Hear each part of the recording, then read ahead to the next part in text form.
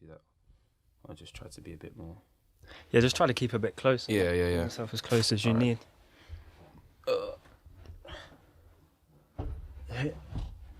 I think that's good. All right, let's get into I it. think that's dope. I mean, who would have thought all those years ago? Remember the first time we ever communicated on email after I posted a blog about your song? It was like, who is this kid? Where is this kid? We need to find him, basically, and tell him that he's sick and tell him to put out more stuff. And you sent me an email. I just put in the blog post, I was like, if you read this, Tom, Tripp, whoever you are, send me an email at this. Really? Yeah, and you sent me, I'll probably be able to find it. Yeah, bro, find it. Like, is that how I contacted you? What? Yeah, so I was just like, look, if you read this, whoever you are, please send me an email. Bro. Yeah, here you go. Bro. You said, just wanted to say thank you for the kind words. My mate sent me a screenshot a few minutes ago, sick. A lot of people seem to find the song just as you have in the past month. It's all bedroom stuff, so I'm a bit awkward about putting more out. I'm currently working on a few songs though, and hopefully have more material by the end of the year. Thank you for listening and sharing. That was the 11th of December 2015. What? Yeah. 15? That's almost 4 years. 2015, November. 11th of December 2015. Was that radio? No, that was TAM or TAM. Oh my God, really? Yeah. Yeah, I put out TAM almost 5 years ago. Yep. It was on my SoundCloud for ages, but then it picked up somehow because I was sending it to, I was emailing A&Rs and managers for like ages, but I remember I was getting a bit of plays. I was like, hold on, this is getting like 50 a day rather than like 100 in a month. I was like, this is getting, someone's posted it somewhere. Then at one point, like in December, I think people just started hitting me up like, what is this? Who is this? And I was like, that's just a bedroom thing, bro. Yeah. I just made it in my room last night. And then I think maybe 2 years after that. Probably a year. Okay, so a year after that, I was doing a radio show on Radar. Yeah. Rest in peace, Radar Radio. I was doing a radio show on there, and I wanted to do a one-off show of just pure demos, rough versions of songs, and just kind of demystify the creative process a little bit and get people feeling okay with sharing things. That was what made me want to send it in. Yeah, I think I saw that and I sent it in. I think I asked you. I think I sent you a DM like, look, I want demos, and you're like, and I'm like, bro, come on, I've got these are the list of people I've got demos from. Yes, like, you're in did. great company. Yeah. So I played Aurelia, and I played it twice. I played it once in the show and then once to sign off the show because it was my favorite out of the bunch. Oh yeah. And then as I realized today, or remembered today, that you used the vocal from the radio show, from the rip, On my SoundCloud. on the actual SoundCloud thing. I had to, because I was like, nobody else was paying attention to me, and I was like, he said something really nice about that song, and it was my first time singing, and I actually uploaded it and deleted it, and then somebody emailed me saying, that song you just uploaded, put it back up, it was great. So I re-uploaded it, but I thought, okay, let me make this cooler. So I played your Radar Radio set, and I took your snippet of him saying, this song is a rough, it's a great song, I don't understand, it's so sick. I put that in the end of the song on SoundCloud, so Blood started thinking, shit, like people are chatting about this guy. This guy fucking much. Can't believe it, bro. Like someone told me they thought it was Zane Lowe. Really? I mean, yeah. You got a good radio voice, bro. I'll take it. Can't believe, but thank you. That was, oh my God. And it's almost like 4 years later, and here we are. You're in fucking my studio now. Even I've dropped some music. Yes, you have. You've been signed. Yeah. You've been touring. You've been on platinum albums and Grammy winning albums. No, Grammy nominated albums. Grammy nominated albums, man. It's like in a space of 4 years. 3 years, I think. Yeah, 3 years. Because I only jumped into the scene. Well, I guess from you. From the first time we crossed paths, it's been 4 years, and so much has happened. There's so much that we need to chat about, catch up on, and dig into. But the first thing that I ask every guest that comes through the podcast, what is art? Art is self-expression. That's what art is to me. Self-expression. And that can be in any form. That can be musically, it can be visually, it can be in a book. It's just how you want to express your views and yourself. That's what art is. Has that always been your interpretation? Yes. Because, well, no, because when I was younger and I wasn't writing lyrics and stuff, I go to exhibitions, I go to museums, and people say, oh, have you seen the art thing? And I'll look at it and I'm like, I don't get it. Like, I don't understand what that is. It's just a painting on a wall. But then when I started creating music, because I've always made beats, because I've always loved melodies, and they made me feel a certain way. So when I started writing, I was like, hold on, this is my diary. This is when you hear my music, this is what I want to express. This is what my thoughts are. That's my art. My music is my art, and it's my self-expression. And you can't tell me, like, you can't, yeah, that's mine. It's how I want to express myself. And now I understand that's what art is, self-expression. That's what it is to me. I don't know what other people would. So was it not until you started creating your own art and you realized it was about getting something out that you were like, oh, suddenly all of this other stuff makes sense now? Yeah. And what was that revelation like for you? It's freeing. Making, because I started as a producer at 12 years old, making beats has always been self-expression, but I didn't know then. I just knew I liked grime music, and I knew that I wanted to replicate what I was hearing. But then once I started writing my own stuff, I was like, oh, I've written about my ex-girlfriend, and now I've made it into a song. I feel a bit more, I feel like I've lifted a weight, because I've let that out of my head, and then people can interpret it for how they want to interpret it and relate to it, but it's freed me mentally. So I'm going to keep doing that, and it feels like, yeah, it's like a diary for me. It feels great to do that, and I'm never going to stop. And why share it publicly? I didn't always do that. I don't know. I made beats first that I shared publicly, and remixes of other people's music. But then I had to share stuff publicly because I just started getting, at a certain point, I was getting a bit stressed, going through relationships and just growing up as a teenager. I had so much things that I wanted to say, and I didn't have a diary. I don't have a big family, and I don't talk to I do now, but I wasn't talking to anybody about how I was feeling inside other than maybe the girls that I was going out with. So when shit was going rocky, I was like, where am I going to, I have to lay it out somehow. I already make beats, let me just sing on them. Let me just talk on these beats about what I'm going through. And then here we are, you know. I had to lay it out. I had to let something out, and it had to be music, because that's how I can get my thoughts out clearly. And there was obviously a huge hesitation in the early stages of not wanting to sing on your own stuff. Definitely. And then singing on your own stuff, but not really wanting to put it out. I didn't want to, yeah. What was holding you back? Fam, I don't even know. I just thought I wasn't good enough, bro. Like, I still think I'm not great, but when I first did Tam, right? No one, even my family, knew I sang. Everyone knew I made beats because I had headphones on every day, but no one knew that I sang because they don't hear me. No one's had me sing before. I only sang in my house when my mum was gone to work between 8 a.m. and 2:30 p.m. So when she's gone to work, cool, open laptop. I remember I made Tam one evening, but my mum was in the living room, so I had to be like, but when you talk about him, I whispered it into the microphone. That's why it's the same vocals now. It's quite low. I'm like, one more time. And I'm not actually singing it because I don't want no one to hear me sing. Mm. And you got one ear out, making sure no one's coming up the stairs. My mom, I swear she does that, bro. You hear the car pull up outside, and you're like, "Oh shit!" Like, you load up the mini clip. Whatever vocals that I recorded when she was at work, that's what you got to work with now. When she gets back, headphones on. But then when it came to putting it out, I was hesitant because I don't know what people would think, man. And you know, coming from social media age, when Twitter, everyone's like bantering and stuff. And what if someone says your shit? Can I swear? Of course. What if someone says your shit, bro? And I'm like, you know, I wasn't that mentally strong. I didn't know what people would think. I was going through a relationship where I didn't think the person I was dating was that supportive of me. And I thought, why are you singing for? So, yeah, Tam was a little touch at putting out a song with me with vocals on.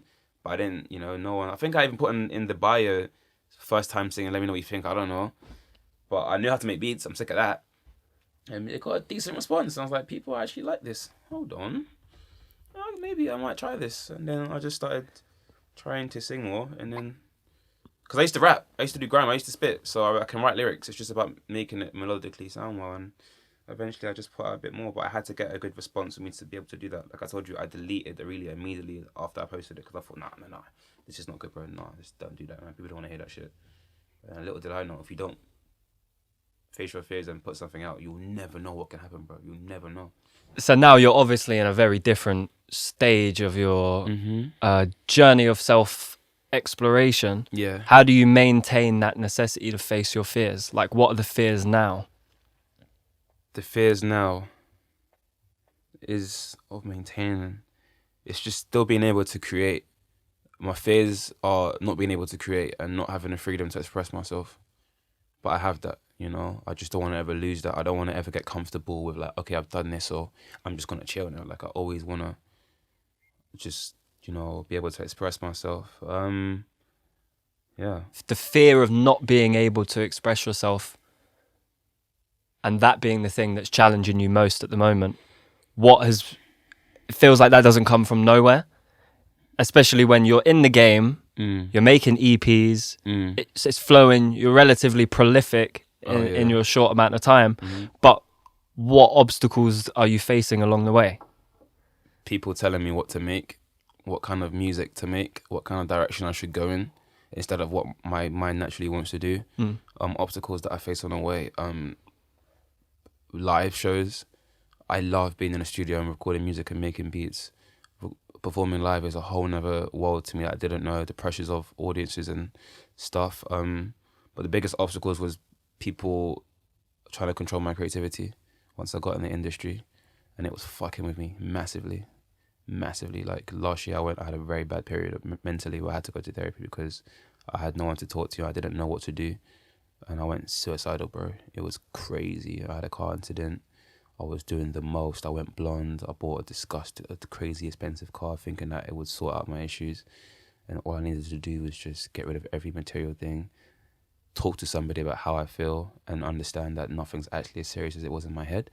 But the powers that be were fucking with me, bro. This is a direct reaction to you being signed, right? 100%. And obviously, as you just said, people trying to take control or at least influence your direction. Messes you up, bro. Where were you being pushed that you didn't want to be? Where was I being pushed that I didn't want to be? Let's say I made after I first came out with Really Am my Red EP, which was all me and my manager. No one was involved. I wasn't signed yet. I was holding off. After I signed, I was still making songs that I felt was, I wanted to release, but I was being advised to try and go in the direction of what was popular on radio and stuff, and people were telling me to make music. Well, I would give songs in and I would get told, well, I don't think radio would like to hear this one. They might want to go with that song. I'm like, I'm not making music for radio, bruv. Like, I don't listen to radio. But this song will do bits, fam. Like, oh, let's go with the one that radio might play because we want to get the radio support. And even though it's 2019, I'm gonna get playlisted. Like to be honest, like I don't know if blogs are dead, but when you have the support of people that have influence because they actually like good music, radio doesn't really. It will get to who it needs to get to. So that was an obstacle. I lost motivation. That was an obstacle because now that I was told, okay, we gotta make an album now. I was like, what? Why? Like, I don't even care for albums these days. Just give me some good music that I can vibe, like maybe an EP and a few singles. But no, we got to do an album, and it has to be done by this date. You've got a month, or you've got 2 months to do it. And I'm like, what am I going to sing about? I got to live. A couple of months to make an album. Oh my God. The first deadline I had was like, I had maybe 3 months to make it. And it's not like I'm being put in situations where I can make an album. It's just me in my studio. It's just me. Then it's not like they're saying, "Oh, Tom, get him." It's just me in my room. Anyway, with a looming deadline, and that's it. So I'm going to the studio every day, just because I got to go in with no inspiration to make anything. And the music I was making was so dark, I would never let anybody hear it, And that was an obstacle. I was like, I'm not motivated. I'm not living. You have to live. For me, I have to live life because I'm not one of those artists. There are a lot of artists that are in the industry who can sell themselves like visually, but they don't know how to write a song, so they have writers for them. A lot of pop stars have writers. Cool. Nobody can write for me because since I came out, I'm writing about my life and what I live through. So if I'm not doing anything in my life, I can't write music because there's nothing for me to be inspired by. So if you say you got to do this by this date, it's like, you better hope I'll get into some type of shit because you're not going to get anything from me until then. But then when you're being pushed to do stuff, it's like, all right. That's probably why they give you a bunch of money. What? Knowing that you'll do, not you specifically, but knowing that an artist would do something fucking ridiculous with it, and then that will give them something to write about. Bro. Another obstacle, having more money than I needed and that I need now. Coming from retail and coming from a place where like I was doing all right, I didn't want to be in retail forever, but I was like, if I get this amount of money, I'll be good, right? Bro, I didn't want to get signed for so long, and then I got signed, and then, no, before I signed, I waited like months, and they were like, what do you want to sign? I was like, I told you before this, I didn't want to be an artist. I wanted to be a writer and a producer and go off and just write the hits for people and then sit in the background. But they were like, what do you want to say? I was like, oh, fuck. Give me this amount of money. Just give me that and then leave me alone for 1 year. Leave me alone and then I'll do whatever. And they're like, all right, cool. I was like, oh, for fuck's sake. And I got all this money in my bank account. I'm just like, fuck. I wake up in the morning now and I don't have to do anything. I don't have to do anything. Do you know how dangerous that is, bro? I believe it. Do you know how dangerous that is? I'm from the block, bro. I'm from the block. And you just got this amount in your... It's dangerous. That's an obstacle. How can that be an obstacle, bro? No, for sure. How can having all the money in the world be an obstacle? Yeah. Because now, what do? I'm in therapy and I'm like... You fucking blow it all and you make a bunch of mistakes. I mean, I'm lucky in Nigerian. I'll say that. I did a few dumb stuff, but like... You can still dumb shit and you still got bare money, bruv. So it's like, I'm in therapy. I was like, what the fuck have I got a Mercedes for, fam? I don't even want this. Like, I was like, I'm telling my therapist and I'm like, I'm having shit days because I don't know what to do with my day. If I go to bed early, I'll wake up early. And how do I fill up my day now? And my therapist was like, stop trying to fill up your day with random stuff. You need to be doing stuff that's actually going to benefit you physically, mentally. Like, go, you know? I was like, all right. So yeah, finance was an obstacle because I had too much money. It's fucking stupid. Don't know. Do you want more? Then what? Do you want more obstacles? Well, if you keep going, if you've got, I'm letting you speak, bro. Know, You've got so much to say. I got bare. It's the first time I spoke like out of this industry. Oh, it's crazy, bro. It's crazy. I'm so happy right now, though. Okay, what's another obstacle? Well, let's just dig into the money aspect. Yeah. Once you realised that people were liking it and it was being received well, and that you saw that there was potential for you to make a career out of your expression, did survival come into the equation at that point of where you're like, well, maybe I won't have to work retail, or maybe I can make enough money to help family, or change people's situations or change my own situations. There's that survival element. Like you said, you get too much and then you lose that. You get overwhelmed by comfort and security. Yeah. The choice that you made to make your self-expression your career was survival wrapped up in that. Right. Were you like, this is a way out for me? Yes. Yeah. This is crazy because, like, funny enough, Aurelia, my first girlfriend, at the time, before I signed anything, I was like, babe, like, I remember I was like, should I do this? Because I signed publishing first, which got me out of retail anyway. So I had 2-3 years of, I can do what I want anyway, but a record that was not needed. I don't want to be an artist anyway, but this is like disgusting money. I was like, should I do this? And then she's like, I know you, Tom, and she's like, this can change your life, innit? But I know you can't do pressure. You don't like being told what to do. So she's like, I know how you are, like you don't like being told to do so, but this money can change everyone's life and your own, and you won't know if you don't try, innit? So I was like, fam, this can change it for me. All right, let's do it, innit? And we did it.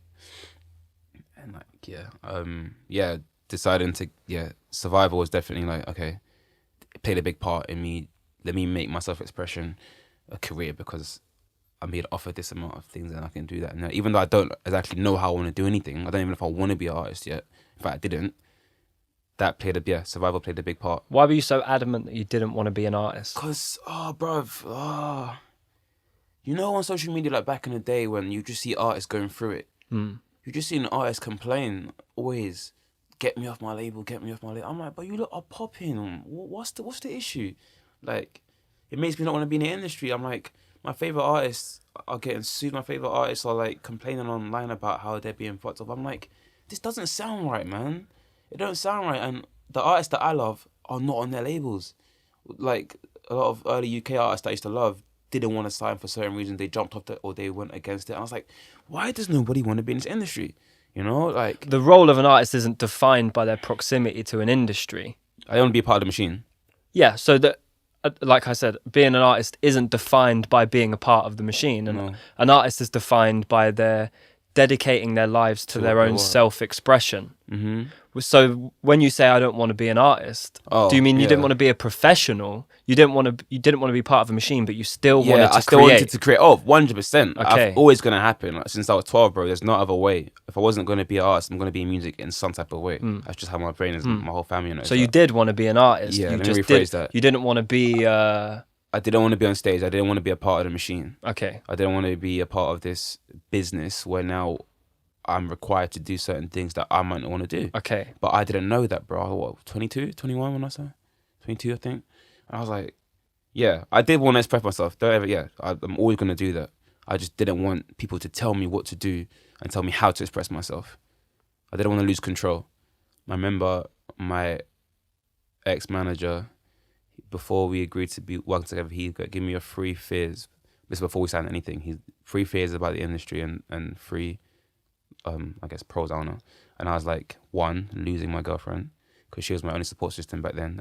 And weird thing, I was hanging around Drake's team early on in the UK, and they said, yeah, why don't you join this industry? She's gone, bro. I was like, what? They're like, yeah, you're not going to have her when you join this industry. It's impossible. I was like, don't say that. They're like, the next time we see you, we'll ask you again if you have your girlfriend. And so my first fear was losing my girlfriend. 2 was losing control of what I create. And 3, what was the third one? I think I just did 2. I think just losing my partner and losing my creative control. And I lost both of that. How soon did you lose the partner? Was this Aurelia? Yeah. Her name's not Aurelia, but that's what okay. Yeah. Within a month. What was the turning point? Me going to Coachella, because it's weird, but when I wrote a song for Mary Mass's album that I was on, my ex-man was like, oh, do you want to come perform that song at Coachella? And yeah, I was in Urban Outfitters. I was like, oh shit, okay. And then we had a talk, and then she wasn't that supportive of me, unfortunately, and she was just like, basically, I don't think we can do it like anymore. And it was weird. Basically, I was just getting pulled away so much. You wouldn't get me. Like, I'm just always on emails. I have to go to this. I have to go to that. You're just not going to see me anymore, man. And I was like, shit, it's happening. And it's not because any of us are doing anything bad. It's just that life is literally pulling me away from, like, I cannot be here, you know? So, yeah. Yeah. I did want to be an artist. I just didn't want to be a part of the corporate thing. And I didn't really understand it. Coming out of school, I didn't go to uni because I already knew that I didn't want to be in financial debt. I didn't want to be in a financial trap, which I knew it was back then, and everyone's clocking now that uni is a scam. Not for everyone, but people are clocking that you do not need to go to university to be somebody in life. But my parents are Nigerian immigrants, and they thought that university is the only way you're going to be someone. So I had to go through the turmoils of my big brother and sister went to uni. I didn't go. So when I said I'm not going, they were like, what are you going to do? Like, what are you going to, like, you can't be on it, because I came from gang history and where I'm from. And so not being in uni for 3 years and then suddenly get an opportunity to change your life with this amount of money over songs you made in your room, and you could possibly make more. I was like, might just do this, fam. And yeah. Of course, it's almost impossible to turn down. You know, it's like, well, I'm not gonna do it, like, you know. But the big worry was, well, look at all the people you look up to, bro, and they all say don't do it. The signs are all saying don't do this. Yeah. I mean, if only life worked that way, you know, if only we could learn from other people's mistakes and not have this nagging voice in the back of your head. Just do it. That's like, well, but you have to find out for yourself. Yeah, you have to. You have to know if you could have made it work. That's the thing. It's like, what if you can change it? What if you can change it? And it's like, you can, and I have, but in a way where it's like, I've had to go through a lot of, because I didn't publicly express anything, like, really. I just did my job, you know. And what I've learned now is priceless, bro. You got to a point though where it was overwhelming for you, like you said, with the car crash, and last year. You felt suicidal. Oh, what was your limit? What pushed you over the edge? I don't know if I want to name names. You don't have to name a name. Basically, obviously I was getting advised to follow a certain sound, even though I didn't really believe in it. So I made a whole album, right, last year of tracks that I wasn't really a fan of. And then I also made a side project of stuff that I loved, right? And then a person on my label from US came to the UK to, like, go through the songs with me, and he was like, he's like, all right, he's like, play me some of the songs from this project you made, right? Not my personal one, just the one that I told to make. He's like, they're cool, but they're not the Tom that we signed. That's not going to sound like you. He's like, what do you like? And I was like, I like these songs, actually. And I played to him. He's like, oh my gosh, why haven't I heard these songs before? I was like, well, I've sent them. Did they not get to you or something? He's like, I haven't heard it before. And we were in a room. It was my manager and my A&R from the US. And he's like, we like Tom when he makes music that he likes to make. We don't want to hear this we don't want to hear him following this, whatever's popping. He's like, we want to hear what Tom likes, and this is what he likes. We will believe in that too. I was like, oh my God, wait, what? You like this stuff, but I've been told to. I spent this whole year making stuff that I didn't believe in, and you didn't even hear what I actually was making, and now you're telling me that you want to actually hear that, but I spent all year doing this other thing. I said, it was mad. My manager left, and then my A&R stayed with me, and he's like, God forbid you make an album that you don't like, and you're gonna have to, and you get a hit. You're gonna have to perform that song for the next how many years, and you're gonna hate yourself. He's like, fuck the world, fuck this, just do what you like, and we will push that because we can only push what you give us. They're not bad. Labels are not bad, bro. They gave me some sick advice, but it's like they don't tell you the wrong thing. They just advise you certain things, and because I'm on my own, I haven't got a big team in my own studio. I'm just thinking, oh, I should do that then, but they were telling me, no, do what you like and we'll push that because we can only push what you give us. So the next thing you send us, make sure it's what you believe in because you can't keep stopping. And, you know, and then that night he left and I remember, bro, I got in my car.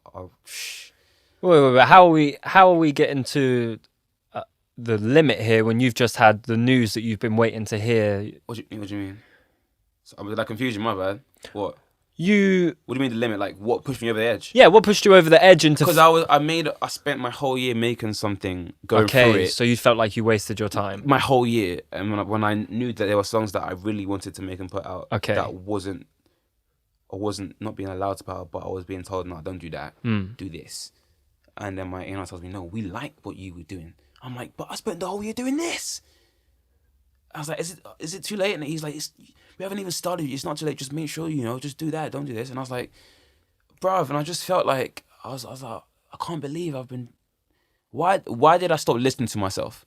No one told me don't do that. They just gave me certain things, but certain words of advice that was enough to make me not follow what I wanted to do. And I don't have no one to talk to, bro. So I just went in on myself. I said, fuck this, everything, bro. This is shit, man. Got smashed and I got in my car and just went whipping around my area, bro. Mental. They pushed me over the edge. Those small things was taking me there, but having that final meeting and just being told, nah, man, this is dead. Your original stuff is better than this, bro. I'm like... And you were angry at yourself? Oh my God. Who else am I going to be angry at?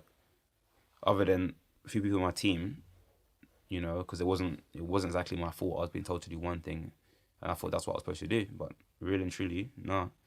So that night was just, I was angry at myself for not listening to what because I know, when you make something as an artist, if you like it or not. You might not always know, but when you like something. Yeah. And when something... when you would show someone even when you're not sure. Them ones, like I've made songs where I know, demo phase, I don't care, this is hard. You can't change my mind. It's like Kanye shit. I know this is hard. You can tell me it's shit, I won't hear it. If I don't believe in something and you tell me it's shit, I'm like, yeah, I already knew it was shit, so actually, yeah, it's dead, innit? But yeah, that pushed me over the edge. But there was way more before that. But that was the night when I was like, all right, this is it, bro. I'm done with these people, bro. I'm done because you lot don't even know what you want. The powers that be don't even know what they want, bro. It's only the people that create that will change shit, And I just thought, Tom, you knew what you needed to do, bro. You knew like this. You knew you're sick. You just followed something else, and now they're telling you nah. So yeah. And there was also, I'm guessing, a voice inside that was like, you need to now get help and speak to someone about what you're feeling. Not yet. It came, but not yet. At that point, I was still just going in on myself and just blaming myself. I'm very self-abusive. Like bro, I'm a perfectionist. I do 100 takes per verse, bro. I will tear myself down. It's not good. As I was going studio again every day, just don't know what I'm doing, just sitting in there doing nothing. One day I was sitting in my studio, my boy Rowan, his name's Locks, producer. He walked in, he was like, "Yo, man," and he was like, "What's up?" He's like, "How you doing?" I was like, "Bro, I don't even know." I just started crying, bro. I was like, "I don't even know where I am, bro. I don't know what I'm doing anymore, man. What am I doing in the studio?" He's like, "Mate, I've been told to go to therapy." The first day I met Neo, she told me, "You need to go to therapy, bro." Because think about these songs I make are personal songs. They're not come from nowhere, bro. And I only put it out on record. So Neo told me when she first met me, you should go to therapy because a lot of black men don't go to therapy. It's not a big thing in the black community. They listen to them, obviously, after all the BS about being told I'm making the wrong thing. I'm crying one day in my studio and my boy tells me, yeah, there's this woman. Her name's Katie. She does therapy / counseling for people in music and in entertainment. Here's a card. Just call her, bro. I said, you know what? Fuck it. Everyone keeps telling me. What have you got to lose at what this about, point? you know? So I call her up. She's like, hey, Tom. And she's like, so what's up? I was like, I just don't know. I'm in the industry, you know. I feel like I'm kind of lonely in this shit. I don't really know what I'm doing. Unhappy at sometimes. She's like, all right, cool. Well, let's have a first session and we'll just talk about things and then we'll see if this is the right thing for you. So yeah, and then I went, bruv, 4 weeks later, I'm like, oh. Oh my God. I started gassing about therapy to everyone on Twitter. I was like, fam, you need... I was talking to all my friends about their feelings when I came out of therapy because I had no one to talk to. I thought I had no one to talk to. So once I went therapy, I don't even care if you're sitting there. This is my time. I'm just talking. And I didn't actually want to go to therapy because I thought it was expensive. It was £60 a session. I got money though. What am I going to do with my money, fam? So I said to my barber, I'm like, he's my mentor. I'm like, shout out Slider Cuts. I was like, it's not expensive though. He goes, yeah, but bro, you'll go out and spend £50, £100 on drinks. He was better you invest in your mental health than for you to be going out. He's like, God forbid you get another breakdown and you do something bad to yourself. Just go, bro. So I went and I just started clocking things that I was doing. I was like, oh, this is good. Just having someone in the room and me just ranting about what I'm going through will just change things. It just changed shit. Me saying out loud, why do I go for people that I know are going to hurt me? I'll be like, hold on, am I a dickhead? You just said that out loud. What the fuck are you doing? The woman's just there looking at me talking. Yeah. Bruv. Stepping in whenever she needs to challenge you here or there. Yeah, that's it. But it's just someone she said that we did counselling, not therapy. I was like, all right, whatever, you know. But just talking out loud changed everything. And then that was like last year. So what do you think the difference is then between talking out loud with a therapist and putting it into a song? Bruv. Because it's almost the same thing, right? It is. But what's the difference, do you think? In songs, I'm mainly talking about relationships. Yeah. In therapy, I'm talking about my dad. Okay. Talking about family and things I didn't even know was in my head.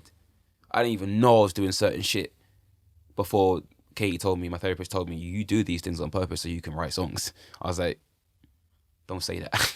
There were bare times my therapist clocked things about me and she said something and I didn't like it because it's true. You know when someone's like, I know you're just that because you do this because you know that will influence your songs. Yeah. So you go for women that are going to hurt you. And I'm like, no, I don't. Square up. But yeah, like, don't say that, bro. Like, don't be revealing my deeper secrets like that, bro. I'll write a song about you. And at one point, I got vexed. I think I started crying. I was like, this is true. You are doing these things. But no, I didn't know, you know? And all it is talking about how you feel. That's all it is. So after I came out, you know, I stopped going slowly. And I started talking to all my friends that had issues. I was like, bro, if we talk about how we feel, you ain't got to go therapy. This is therapy. You ain't got to go pay money to someone because we can talk about it and we can get through. Keep it in the family. That, friends, you know, people around. Yeah. But yeah, the difference was music was only relationships. Sometimes about how I feel, but mostly therapy was about outside relationship stuff, family and... So it was like a deeper truth. Deeper truths. Has those experiences made you want to bring those deeper truths into the music? Yeah. So it made you feel responsible to be more honest in your 100%. Music? I won't talk about my dad in music though, but maybe one Not day. Yet. Not yet, but I started being way more honest. Like I got a song called Quick on my new EP and... Yeah, that's my favourite song on that EP. Bruv, we'll get into that, man. We'll get into that. They didn't want to release that song, I'll tell you that. They're like, this is not going to do well on radio. This is not for the US. I was like, fuck, the fucking US. This song is lit. I'm saying I'm a Nigerian youth. I want to wear my SKS. I want to ride in a Tesla X. I'm talking about things I want in life and my aspirations as a young Londoner, bruv. That song is so real to me. I said, we have to put that on the EP. I'm not letting out. I can sing about love all day, bro. But this song is the most realist thing I've ever said in music. All my boys know. Self-portrait. That is Tom. Like, that is the Tom we know. Man's chatting, like, I'm spitting now. I'm not singing to you about love. And that's because of therapy. I came out, I was like, you know what, yeah? I'll be pissed if I miss my shot at this fucking life that I live. I'll be pissed if I miss my stop because, no, I'm not going to lose, you know? Like, bro, therapy's sick. Therapy was dope. I might go back. Where do you find yourself now on the back end of all of that? Like, what position do you find yourself in now? I feel powerful, bro. I feel very powerful. I know we were sat at the desk earlier and you were like, I'm ready to talk. I've never felt this free in my life. Bro, I feel so happy because I'm not in the machine anymore. And I'm financially okay, which is great. So I've kind of finessed the system as a Nigerian. 419 boys. 419. I successfully 419. Yo, who boys name? No, I'm joking. I feel so free because no one done me wrong. Don't get me like certain artists get done dirty. I signed a very good deal in terms of my creative control. No one done me dirty, but the things I learned whilst being in the machine, I was like, oh, you lot don't even know what you're doing. You don't know what you're doing. Because you lot want to go follow the artists that are indie and doing shit, but little do you know, fam. Bro, I just feel right now, how do I feel on the back end of all of this? I'm grateful. I'm fucking blessed. I thank God that I gave it a chance. And I've got so much stuff that I know I can make and I've got coming. And the connections I've made with people. I'm a genuine nice guy, bro. I want to do music in life. Like, I want to create. And I've clocked you can make money from music. You can make money from... I've just realised... you don't need certain things, you know, especially 2019, you know, we're in this lovely studio. I made my biggest songs out of my bedroom, bruv. There's certain things that you don't need, but we're sold certain dreams. And until we go through certain things, it's like yin yang, we won't know what's gonna have an end, but bruv. It's freeing. Right now I'm freeing. I feel so free. I feel blessed and I feel, bruv, I'm actually happy. It's weird, but it's a scared happy. And I always said I don't want to be happy. I want to be okay. I want to be mentally balanced. I want to be mentally okay. Calm. I don't want to be sad. I want to be happy. I just want to be, I'm all right. But right now, I'm on the upper side of all right. Well, why does it scare you? It's scary because it's like the amount of possibilities that you can always fall back again. You can always go back to a bad part, which I want. But like being free is you know, it's not. When you have freedom, you have two sides of the coin. You can always go left, you can go right. I'm gonna pray and stay focused and hope that I go the right way this time with what I do from here on. I mean, there's no right or wrong way. You've experienced one way to go, and even though it took you to a dark place, you're so much stronger now because of it. Huh? I never thought music would push me to suicide, bro. You know how mental that is? My mum did not think. She don't know as a Nigerian. She don't know what I'm going through. Like, they don't know. Everyone went to union family, and I'm the one in a studio making music about my life. Little did they know, like, he's going through it. I didn't think music would take me because music is my fucking love, bro. How am I sad for music? What's going on, mate? You make music because you like how it makes you feel. This is not your place to, you know. I'm not spreading darkness out here. I'm spreading my truth. And they took me to a dark place, and now that I'm out, I was like, raw. It's like just like you know, That's a Raven. Yeah. She's like, fuck that, fuck that shit, bro. Nah, I'm good, bro. Yeah. Love's a dangerous game, man. It's the most powerful. Love is a dangerous game. It's the most powerful force in the world. It's love, as destructive as it is creative. Yeah, man. Yeah. And if there's any part of you that's chasing it for the wrong reasons, it will expose that to you. Yeah. And you'll have to look at yourself like you discovered. But on the other side of that is truth, is purity, is beauty, man. It's incredible to see you now out of your deal. Is it the first day after finding out that you're out? I haven't told anybody. Yeah, I'm out of the system. I'm free from the corporations, and it's a crazy feeling, bro. But I can't believe how much I'm smiling right now. I woke up this morning, I was like, I'm not going to studio today. I'm not going in. Didn't fancy it. Oh. And you said you wanted to get a job. No, when I was in my deal. Oh, okay. Here's the thing, right? When I was in my deal, again, with all the money in the world, I was like, because I can wake up and do whatever the fuck I want, that was dangerous for the first. I never had that before. I come from working retail for 5 years straight, full time. Not being able to not go into the studio and do nothing was dangerous to me because I was like, okay, what am I going to do? Go meet a friend, go have a drink, go party, move out, get a flat. You know, I moved out for a bit, became reckless. I thought I've got too much time on my hands, and I don't make music every day. I don't always want to make a song every day. That's not how my art works. I have to live my life, and when I'm ready to express something, I will. But because I had so much time, it was dangerous, and fuck, I forgot the.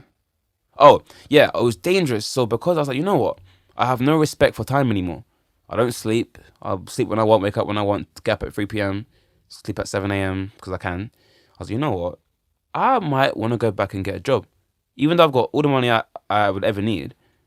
If I just I think going back to get a job, maybe like a part-time, will help me respect time more and help me understand that this is not forever. You know, you need to understand that you do have to work and you do have to respect time and have to live a certain, you know, you have to have a schedule. I had no schedule. A routine. I had no routine. Some kind of structure So in I your thought life. if I just go get a little job, that would help me respect it more, you know? I don't know if that sounds selfish.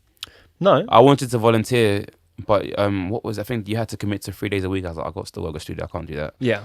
But yeah, I wanted to go get a job, even though I didn't need the money. I just wanted to go and understand I need to get into a routine again, and maybe getting a job would help me. That was when I was in my deal, yeah. So is that something you still want to do now that you have financial freedom? Yeah, still. You have actual freedom in a sense of work. Like you can work whenever you want. Might do it, yeah.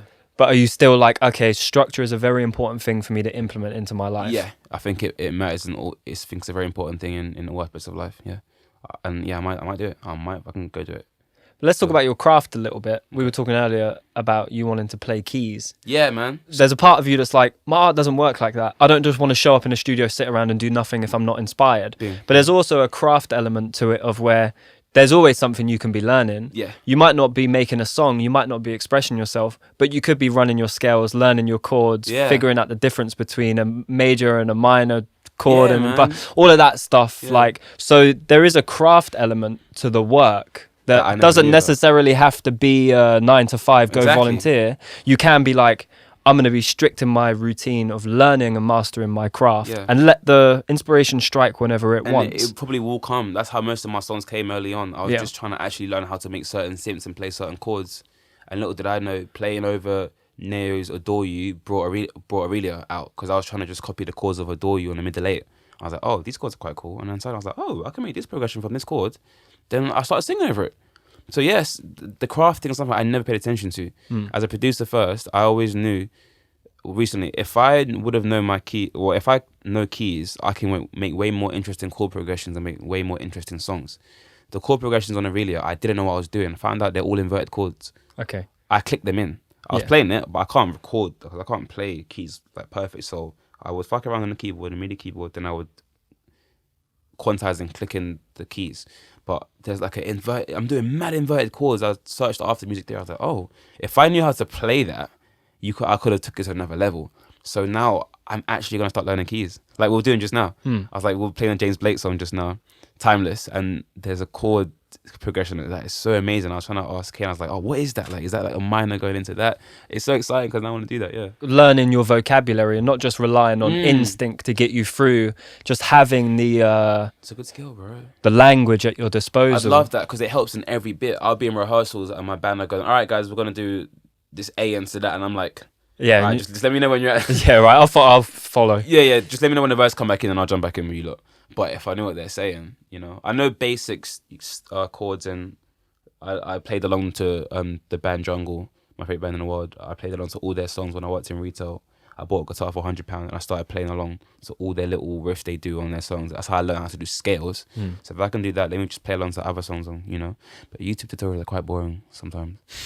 Yeah. But that's the craft element. The craft is boring. Yeah. But you put this is something I spoke about in the last episode I did, actually, was that you put the hours in to learn the tools and learn the language, and then when that moment strikes, that holy moment of where you are like, something's coming, you don't ever have to dip out and be like, all right, let me just put the inspiration to the side and figure out how the fuck to do a C major 7 chord. You're just in. And the more you know, the longer you can stay in it. and the longer you can explore, I guess. And it's good for the creative workflow. Like when I was, of course, been making beats since I was 12 years old, so I know almost every program. From Fruity Loops I had, then I went to Logic, then I went to Ableton.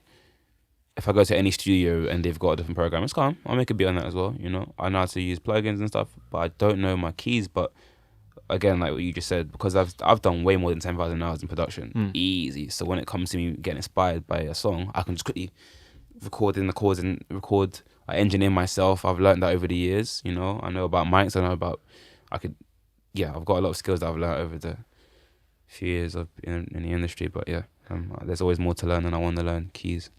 This is the first time I've had someone who produces their own material on the podcast. Not previously, but this time around, this season. So I actually want to get a bit techie about it. It's dope, bro. I'm a nerd. Talk me through the process. If you're like, talk me through inspiration, actually. How does that strike for you? How does that strike? Very random. The most obvious one to me, which isn't random, is dealing with relationships or people that I'm seeing. First off was whenever I feel bad about something, I'd go and express it on a record. I'd literally talk about exactly how I feel and what you done to me. So there's that side, like relationship wise. I've always inspiration or hearing other songs, like the chord progression and Timeless, James Blake. I'll hear that and I'm like, I want to see if I can do that, and then I'll try and copy that, and then I'll end up making my own version of that. Example, I got a song called Glow. Inspiration was so random with that. I was going through my Instagram, just going through people's stories, and one of my boys, Josh, he posted just a picture, and there was some anime, some cartoon, and it was these robots, and one was on the floor, and then in subtitles it said, "It's too late for him, he's lost his heart." I was like, that looks mad. I didn't even ask him what program it was. I opened fucking Ableton. I made a bass line. I just said, the first line, I was like, you lost your heart, you can't wake up, too late to fight your mind. I was like, but that came from me seeing someone just post a story and seeing a line that was like so hard hitting. I was like, it's too late for him, he's lost his heart. I was like, I'm gonna make this about a girl that hurt me.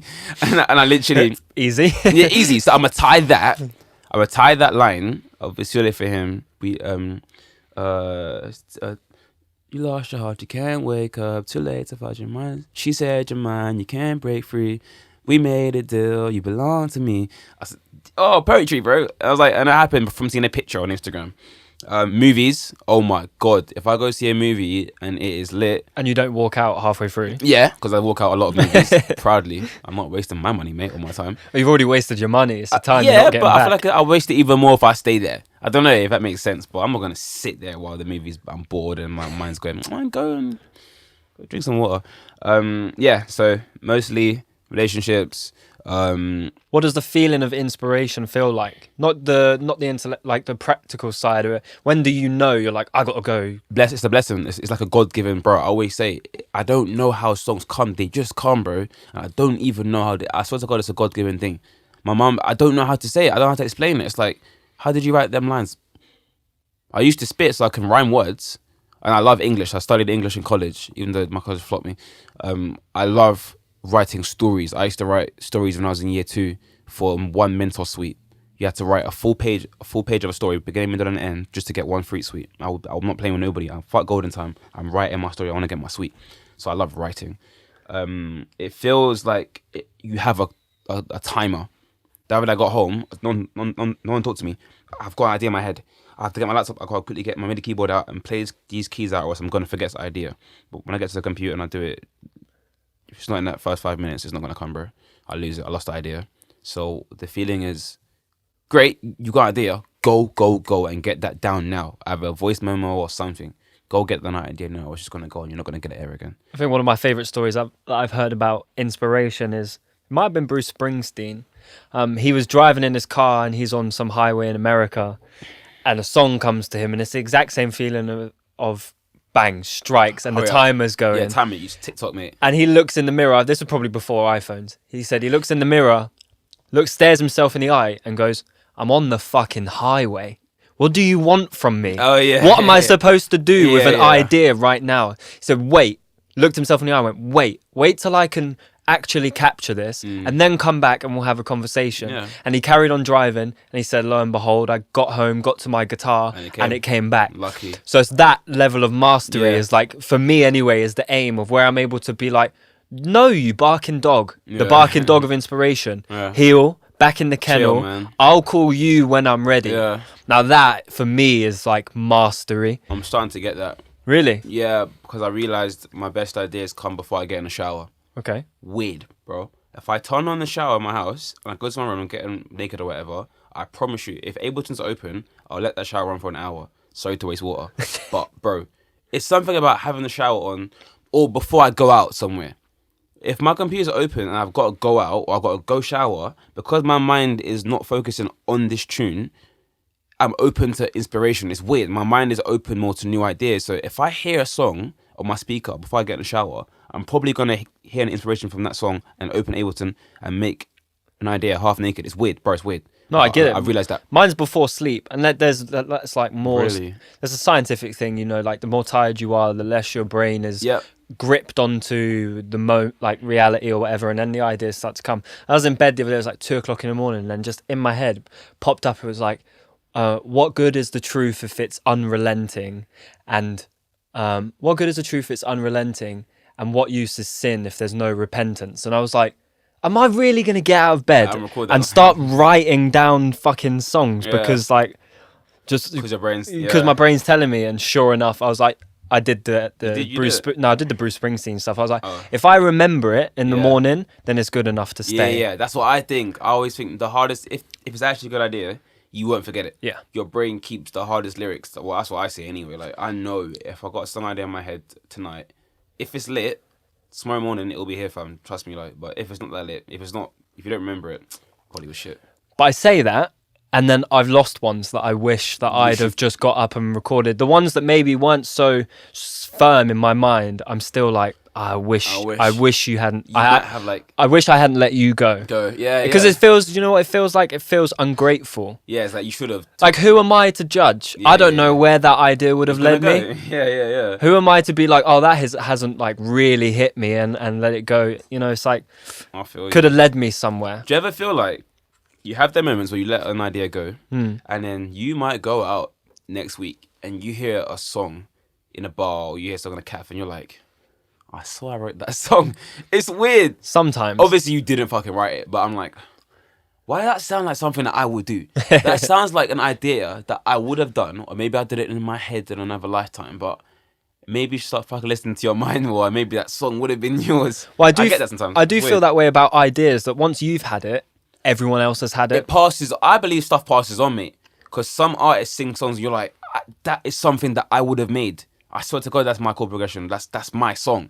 I Shazam bare songs when I go out. I'm like, that's mine.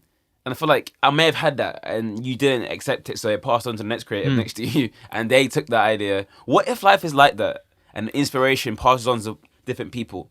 If you don't take it, it will go to somebody else and then you'll see that person perform a song and you'll be like, oh yeah, I wish I wrote that. Or I do believe that.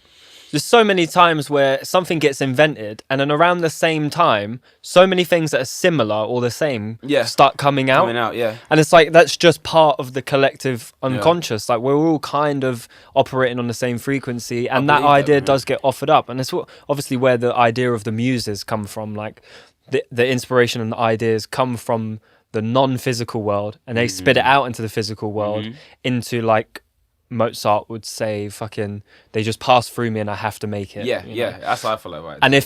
And if you don't do it, someone else will. And part of me sometimes feels like when I listen to your music, and I know this is some people after the Radar show that I did were like, "Oh, so this is where all Jaipal's ideas are going when he's not putting music out." Yeah, I remember that, bro. How can there be a blog about me on Kanye Tiller and KTT? I used to be a part of that shit. Then there's so many about me.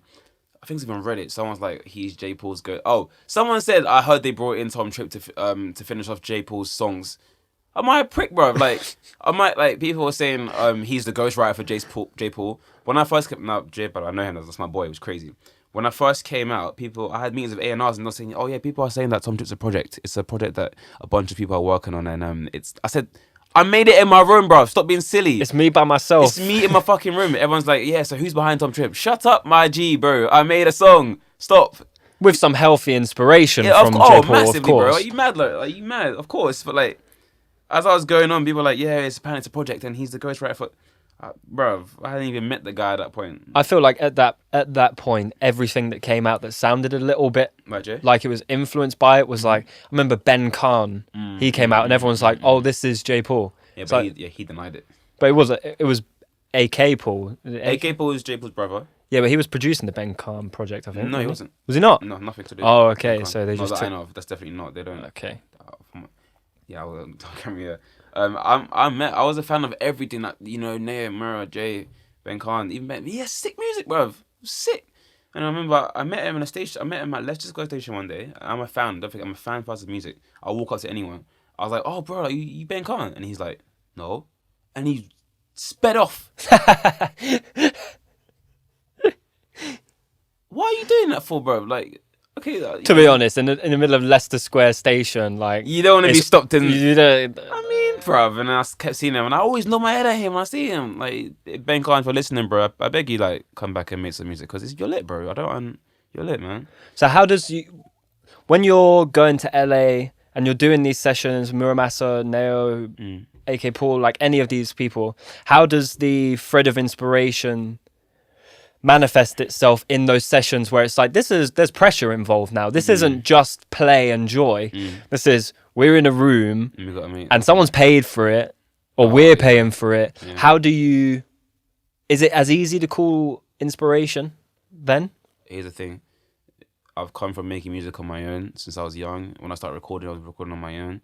I never knew how to work with anybody else because that's not how I started making music. I'd love to, but I tried so many sessions. I tried it.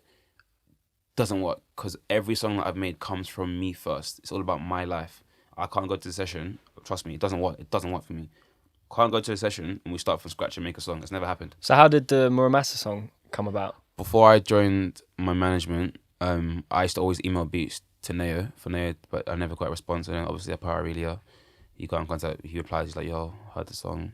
We know you're a fan, whatever. I would love you to come and meet the family." I met everyone, and I was in retail, and he was like, "Murray's about to finish his album. He's got 3-4 songs left with just beats. If you got any ideas, record something." So he sent me 4 beats. Oh, okay. Before I go to my job one morning, I play one of the beats, and I start singing, "Gina, I know that I felt fine, but I needed a helpline to kill this fever." And then I recorded it in my bedroom. My ex-manager sent it to Murray, and he goes, "Yeah, Murray loves it. It's on the album." I was like, "Done." I was like, "Is it that easy?" I was like, "I'm going to work, bro. I'm going to read what?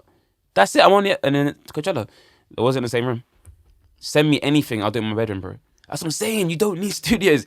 Bro, everything. So sessions for me never work because everything I sing about is about what I'm going through. And not saying that can't happen in a session.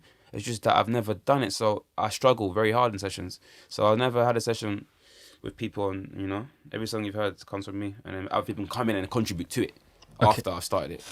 But nothing starts from scratch. I'm not on my own because I don't sing in front of anybody other than myself. So you're running a shower. Hey. Inspiration has just struck. You're running butt naked through the house. Yeah. You've just programmed some chords in. How do you start shaping the song after that? It doesn't always start with chords, but if it does, I'll always get the chorus first. I'll always listen to some type of melody, and I'll just gibber the melody over the chords I have. I gibberish everything first. Like low, I'll just be like, you know, you can't wake up, da-da. And as words come, it might not be that day, but I will change the words and record it in. But after chords, it's the melody, top line, they call it in music, the top line. And I'll record that in, and then verses always come last. I never know what I'm going to talk about. I just know what I'm going to say on the chorus, but then to build the body of that song might not come that day. But it's always chords and the chorus. Then I'll add drums later and stuff. Weird. Yeah. What's your favourite part of the process? Oh, my favourite part of the process is definitely getting the chorus. Because once the chorus is done, the song's done for me. I don't care about verses. Once I have the chorus down and I know that it bangs, I love it. The most strenuous part, that's a word, strenuous, is that a word? Is recording vocals. Because I do 100 takes. And I record myself, I engineer myself, I mix it all myself. So no one's there to stop me. When I've been in sessions with people and I'm doing takes, they're like, that's cool. I'm like, you sure? I've done 2 takes. They're like, that's cool, bro. I'm like, if it was me at that computer, we're going to be here for another hour doing the same verse. So that's the worst part because I kill myself. Like I abuse myself on the microphone. If I don't get a take right, it's not good. But it's the only way I get the best vocals. I have to be like, come on, man, come on, we can get this, we can get this. And I record a million times. That's interesting because inspiration feels like a countdown timer. Yeah. But also you're willing to sit and do 100 takes of a vocal, which is... To get that idea perfect. The way I hear it in my head, if it's not on record, I have to get the vibrato I want to hear in my voice. It has to be perfect. Talk to me about your relationship with perfection. Do you even believe that exists? I'm starting to let it go. Okay. Because Neo told me if you keep touching a song, you're going to lose the magic. And there's a lot of songs that I listen to back now on my first EP. I'm like, bro, you added way too many ad-libs, way too many drums at that part. And I'm clocking most of the songs that I love look how I'm gonna keep using the song James Blake Timeless as an example. A lot of songs that I love are very minimal, but they get the key parts down, and that's what matters. For me, I always felt like I had to fill up every part of the song. So yeah, I'm trying to let go of perfectionism in music because nothing's perfect, and even some of the most greatest songs are not mixed great, you know. And yeah, if you keep trying to chase perfectionism, sometimes you miss the goal of what you're trying to do. What are we trying to do here? I'm trying to make a song. Is the vibe there? Yeah, let's leave it then, bro. It's, what Neo said reminds me of a quote from one of my favorite filmmakers, Alejandro Jodorowsky. When he talks about his filmmaking process, he says every edit takes away from the magic of the moment. Yeah. Which is something I have to remind myself, even in my creative endeavors, of like, don't touch it too much. Yeah, man. Set up the right situation for the magic to come out. Get it all right in the moment. Yeah. And do as little on the back end as possible. Yeah. And I find like even such a thing as like comping vocals versus a full take of vocals makes so much of a difference to feel and to authenticity. We know this, the first take you do is sometimes the best performance you'll do because you wasn't thinking about how am I going to sing this. If you have a beat, you got a chord progression, and you just let the mic run and you record, you don't know what you're going to come out with. So let it run for 3 minutes and just do all these sing different melodies, sing it different ways. And sometimes those takes that you first do are the best ones because you wasn't trying to get this take like this. And then when you try to replicate your first time you recorded something, it doesn't work because you're now thinking about how can I get this vocal take like the first time I did it. But your mental space is in a different place now, so it can't happen. Or what can I change around the situation that will force something new to come up? Yeah. Alcohol. That's what it used to be for me. It used to be. I used to have that as I used to use that as a vice to write, to sing better takes because I wouldn't be in my head. When I used to like drink in a studio, I used to like, if I just have some beers, I wouldn't give a fuck about what I'm singing, and that would make me not think about hitting certain notes, and it would work actually. But it's all mental. What are you letting go of then?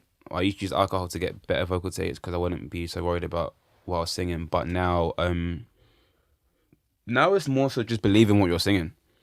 If I'm singing about a painful experience, I will try to like act it out when I'm recording a take. I'll try to act out literally. It's performance. I'll be like, you leave me red and blue like a cut. I'll be screaming in my studio. People can hear me doing takes in my studio. I'm really acting like I'm hurt, bruv.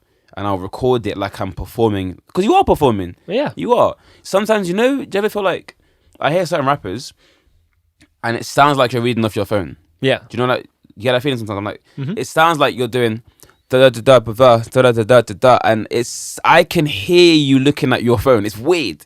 Whereas you hear certain Michael Jackson songs, and he's like, the way he does all these like little things. Yeah, you can hear. You can almost hear his foot. He's you dancing. might even hear him click. You might even hear him do like a. I know what it's like because I do that as well. But that's when I'm getting in my zone. That's when you keep that in the take because you were feeling it. So you actually clicked while you're recording. Leave that in there, fam. Don't take it out. You were bopping to the tune in your headphones as you recorded. Let people feel that. Whereas rather than me just having lyrics on paper, dead. Needs that energy. Sorry. So let's talk about your workflow then, in terms of like, let's get real techie.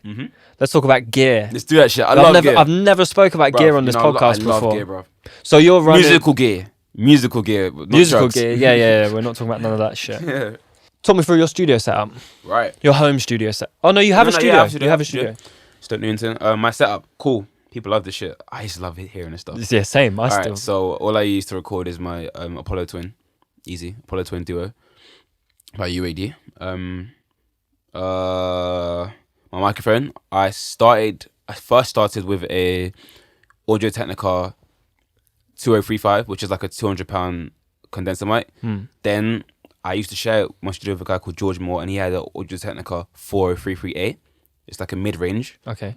Then I bought what do I go to after that? Now, let's talk about now. Now I use an SM7B, which we're using right now. Which is probably the most underrated, but also like well appreciated. It's really weird. Everyone uses them. Yeah. You'll see them on every podcast, but they're so well known and so I take it everywhere, bro. Strong. I don't know how to explain it. Because you don't need nothing else, bro. They're so good. This mic is like £350, £300. Yeah, 350. 350. The Shure SM7B is what I use most time. If I'm trying to get like a sharp take for like a single, I use my U87. U87 AI, which is like a grand, and people, you don't need that shit. I just bought because I thought, let me get the mic that everyone. But more time, I use my SM7B straight into my Apollo Twin. I have a UA6176 preamp, which is a compressor and preamp, which you think would be great, but I don't use it because I know how to mix vocals. So once I record from my Apollo Twin, I just use the CLA 2A. Okay. Plug-in. Waves? Or yeah, of course. Okay. Oh, sorry. Oh, no. Yeah, I use the Waves CLA 2A. Yeah. The Paid Waves. for it? No one's paid for Waves. No one's paid for Waves. I don't know anyone who's paid for Waves. I bought Ableton when I went to gym. I bought everything. I bought, my preamp comes with like, certain things, but I bought Fab Filter and stuff, but I'm not paying for Waves. Yeah. I'm not doing it, bro. You're mad. You're mad. Anyway. Well, you got a bunch of the UAD stuff with the Apollo, right? Yeah, you get a few things. Yeah, you get. I think it comes with a few preamp stuff inside it. Like I've started using the Unison. Do you ever use that? I haven't used it. You got UAD in it? Yeah. Unison's like it's like a rather than having a physical preamp, it's like a inside. It's like a digital one. Yeah. And it's like bro, use it, man. Okay. It's a thing called Unison. You got a console, right? Console is the thing you need. Yeah, we got console. On console, on your input channels, you can turn on Unison. It's great, bro. It's Okay. great. I'll show you after. So anyway, my speakers, I have the Yamaha HS8. Yeah. It's the 8s because apparently they're quite flat.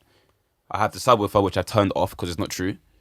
I turned it to the lowest. So my Apollo Twin interface, SM7B for vocals or U87, or the TLM 103, which is a great condenser as well. Yep. Yamaha HS8s. That's it. And Ableton. That's your preferred door. Yeah, because I make beats first. I use Ableton and I record in Ableton as well. But when I have a basic beat down, if I want to just do comping, I'll go to Logic because comping is amazing on Logic. Now, when you're programming drums, let's say, what are you using? Sample packs, or are you making the sounds yourself? Like I noticed in the intro of the last EP, there's like mouth clicks and stuff. Is that all you? Oh yeah, that's not me. No, I found that. Where did I find that, bro? You don't lie to you. Every producer has too many drums. Yeah, bro. You produce for it as well. Yeah, bro. I've been collecting drums since I was fucking 15, 14, bro. I've got too many. I've got gigs and gigs of drum packs, and I found out when I went to LA and stuff, all the biggest producers use the same drums that you have, bro. Are they using loops or are they using loops and BWB? As long as you have the Boy Wonder pack and the BWB, which is big white beats, get the BWB pack 1 to 6. Get that and you're fine. That's all the Post Malone, all the Drake, Frank Dukes. Get the BWB pack for drums. Boy Wonder's easy. And then and Splice. I've been banging out Splice. Really? Bruv, I know some producers hate it, but you have to manipulate the sounds. You can't just take it off Splice. You can't just take a stock sound. I will take a loop and I will use Sound Toys, Echo Boy. I'll transpose it down a few semitones.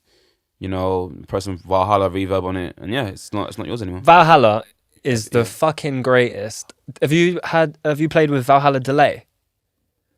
They released a delay unit. Was it free? No, I'm not. No, I've got Valhalla Reverb Room, and I've got Vintage Reverb, and I've got Shimmer. I've never used Shimmer's quite good. I don't know what to do with that. It's good. It's good for pads and transitions. That's for that shit, man. I use presets. Omnisphere for everything. Okay, my whole songs. But Valhalla Delay is one of the best delays I've ever used. I might have got that. It's so. I've got Waves H delay. No. Nah. That's crazy. Nah, it's just I don't rate it. No, I've stopped using Waves as much as possible. I learned that from Murmur, so he uses a lot of the Ableton stock plugins, fam. Yeah. They're just as good. Yeah. But I feel like when I went to LA, basically what I did, right? When I went to LA and I met all like the Kanye dudes and stuff, not Kanye, but his producers and stuff, I looked over everyone's shoulder, Diplo them, and look over see what they're using. It's the same shit I have. Yeah. There's no secret. Here's something. There's no golden plugin or golden drum pack. I swear to God. Everyone's got the same drums. They're all using Waves. They're all using Valhalla. It's the same plugins you have on your computer they're using too, just in a different way. The only things I'm using on Waves are the J37. I had that. The Kramer, the tape emulation. Yeah, there's one setting on there does incredible stuff to mid ranges. Kramer, I learned that. Yeah, Kramer's all right. The thing about Waves Or is J47, I hate their analog emulation. I hate the noise. Turn it off, man. I hate all of that shit. Like, there'll be times where I'm like, where is that hissing coming from? And I have to go for about All your 100 channels just to be like, where is this H delay? Or just find the one CLA 2A that has the analog thing. Yeah, switch. and turn it off. So it can really, annoying. because you might bounce the track out, and you've put on the L2 maximizer, whatever, to make it sound loud, and then you play it and speak it like, what's that sound? It's one of your backing vocals channels with the, you know. Yeah, one bus like miles away. It's like one single delay bus used for a transition. And by or the time something. you find it, you've deleted the few things that you might need. But yeah, man. F6 as well on Waves. F6. Yeah, it's a dynamic EQ. So like if you've got a ring but you don't want to eliminate it completely and it only pops up at one part of the song, you can bring it down when it peaks. What? So let's say, for example, you want to duck. It's basically, you can sidechain an EQ basically. So if you want to get your bass out of the way when the kick comes in, you can just take like 150 to 250 hertz, set your parameters, set your threshold. So every time the kick comes in, the bass pops out of the way. Yeah, you just sidechain it though, but I guess that takes out the frequency that you want to. It takes out the frequency. Yeah. It's like, and then you can go in and be like, oh, that delay has got a little ring around here, and I don't want to eliminate it completely. I just want to bring it down. That's mad. It's a really, really nice EQ. I'm gonna check it out. I've got like external. I've got a desktop backup thing, and that has all my installers on it. So whenever I want to get a new Waves plugin, I'll just go plug it in and then quickly go through the installers and install that. Like I've just found out about the Manny Marroquin distortion on Waves. Manny M distortion. Oh my god. Oh, if you ever want to add a bit of distortion movie stuff to your vocals, get Manny M distortion on Waves, bruv. You rate it? Oh my god, I only use it the other day. I use it on all my verses now. Better than Decapitator? Yes, 100%. Because Decapitator you have to dial it how much you want to use. Yeah, you can even put the vocal setting, but the Manny M one is like, it's subtle, but it gives it like, it's great. But my plugins, right? When I'm making a song, when it comes to vocals, all I put on is Fab Filter Q2 or Q3, just to take out some frequencies.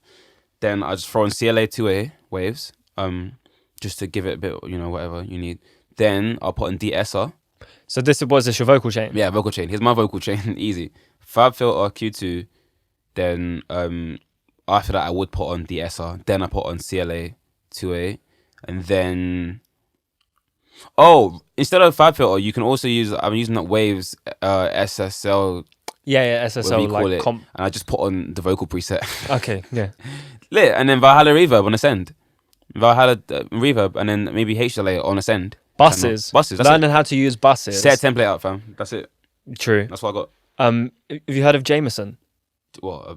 He's a singer, like a yeah. You used to post him a lot. JM. Yeah. So he was here. He did a show at Village Underground the other week, and he was in here, and he was like, I only just figured out how to use buses. I was like, on your 7th album, he's been using plugins on. He's just been putting reverb, like 20 reverbs on a single project. Oh, no. He's like, I've only just started using buses. I was like, how the fuck has your last 7 albums sounded so good, and you haven't been using a bus? Did he produce it himself? Yeah, he does everything himself. Shit, boy. I can't wait to be on this project, bro. Oh. How do you challenge yourself production-wise? Are you mixing all your stuff as well? Yeah, but when it comes to releasing, I get a mix engineer to do it for me. But I can do it myself. Yeah, you can get it to a place. I don't know why I was paying someone to make my shit when I can't master. But from time you're EQing and putting delay and you're mixing, bruv. Yeah. It might, I mix it myself. Well, what are you learning at the moment in terms of production and songwriting as well, and just the craft? What are you learning at the moment that's taking you to your songs and ideas to another level? Chords and themes. So right now, I'm clocking what is consistent in my songs, and I realize I need to figure out my chord progressions better because they will always inspire a top line that I'll sing.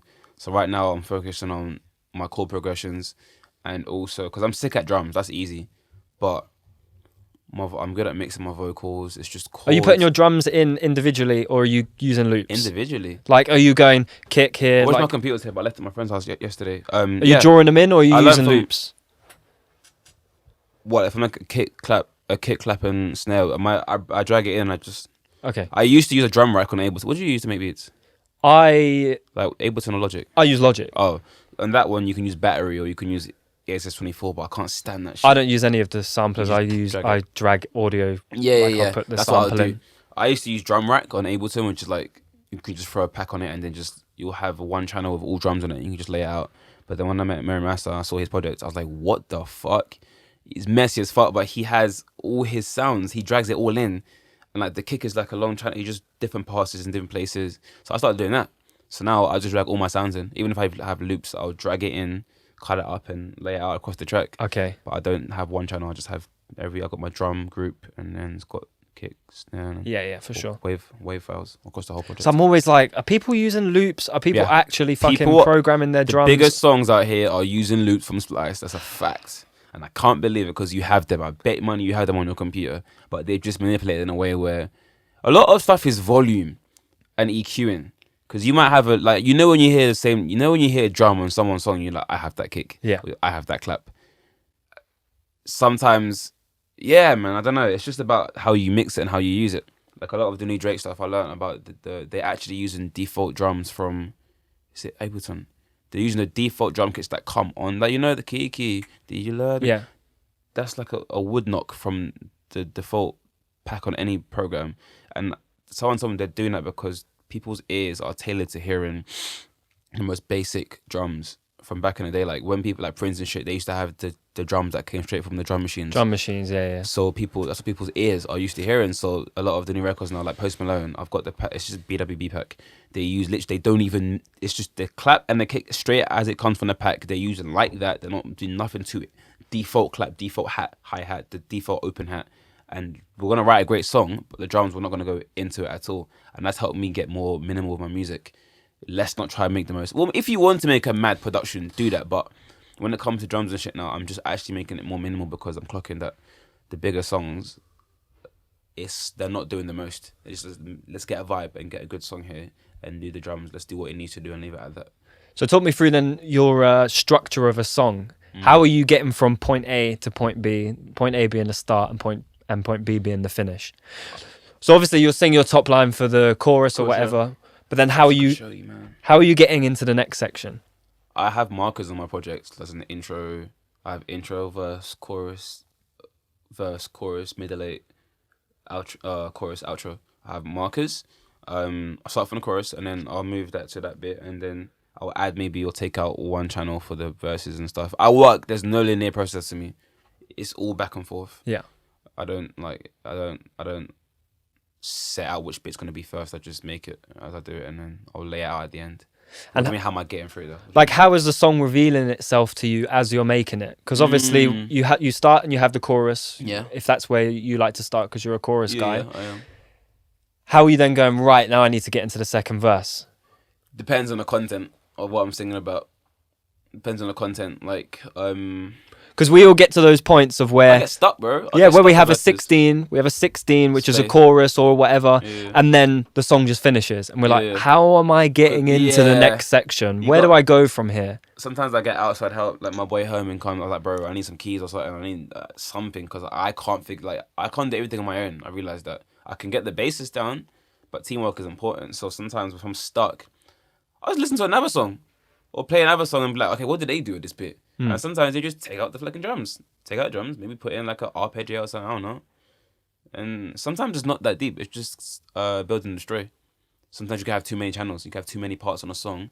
And to give the listener's ear a rest, just take out some stuff, bro. And that will be a middle eight. And then just, maybe do a little vocal riff with no words and put some reverb on it, some verb on it, and then... I find myself in that position way too often of where I'm like, the song just gets to a cliff edge and you're like, the next section. Yeah. What am I doing? And usually for me, it's like it's a melody thing and not a keys thing, not like a harmonic thing. It's I need to figure out the next part of the melody and then that guides the rest of the song. But I remember once in a song I made called Loner, I ripped the drum. It sounds like an 80s synthwave, like almost Blade Runner-y type track. I walked out of that film, sorry. Huh? I walked out of that film. All right, fair enough. I thought it was Blade. I was like, where's the black guy? Where's Wesley Snipes? I walked out I was like, where's the black guy? But sorry to cut you off. Oh. And I ripped the drums from an Anita Baker song, and you would never, ever, ever know. No. But like, it's almost the same pattern. And I was like, all right, let me just put it there. And it's always the melody, I think, that guides me into the next part of the song, because the melody is almost like the thing that you follow into the unknown. Of like, it's the song of where you're like, oh yeah, it definitely does. And then that's when I'm like really inspired, or when I've hit something lucky. But when it's the chords that lead me into it, it's more industrial, it's more crafted. Yeah, it's more of like a work type thing. I can't wait to get out of my, because I've got like I've got like a it has to be verse, chorus, verse, that verse. It doesn't have to be that, bro. I don't know why. Like, I keep thinking it has to be intro, 8 bars, verse, 8 bars, pre-chorus, 8 bars. Fam, I got a song called Glow. As a part of it, after almost the final pre, I go into this little breakdown bit. But that naturally, because I thought I've got more to say. Yeah, I don't want to go to the final chorus shit. I've got more to say, and I just threw it in, and it's weird. It's like a middle 16 or a middle. But it's like, it's chords, isn't it? It's like a nice. Yeah, no, I took out. Yeah, I just put in a bass line, put some police sirens in. I was like, no, this part of the story, I'm talking about how, I'm gassed up now, like, and I gave it a different section because I thought that's where it needs to go. And I was guided there because the song said, no, you're not finished expressing yourself yet. Let's keep going. And yeah, I think I can't wait to get out of if the chords are too loopy, if they just loop. I've got some songs. I've got a song called Isabella, and the loops just keep going. The chords don't change. It's like, that won't inspire a better verse. Like, maybe change a chord here and there, or add in a little sound that makes, that gives you a different. I look at as music as like a roller coaster.